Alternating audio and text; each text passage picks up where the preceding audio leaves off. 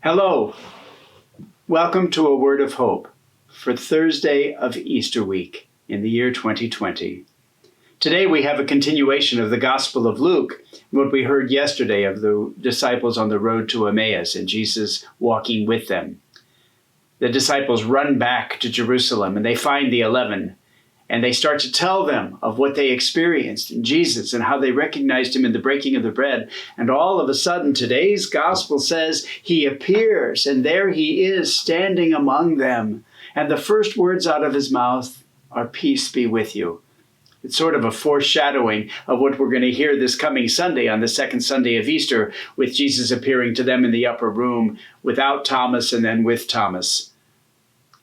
And Jesus speaks to them and explains the scriptures to all of them, just like he did to the disciples on the road to Emmaus.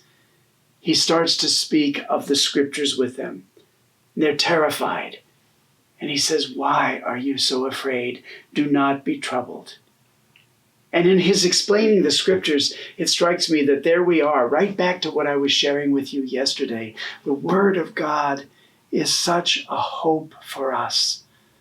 The Word of God can sustain us through these terrible times of this pandemic. The Word of God, each in our own way and in unique ways, can bring us an understanding and a depth of peace that can come from no other way. We need not look for our hope and our peace just outside of ourselves.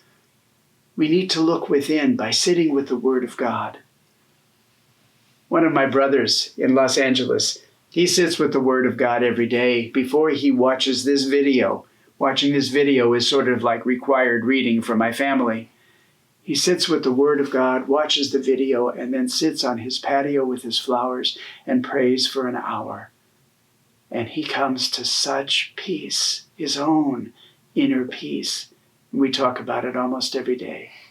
Friends, I invite you again, as I did yesterday, to download the readings, to let the Word of God be your hope.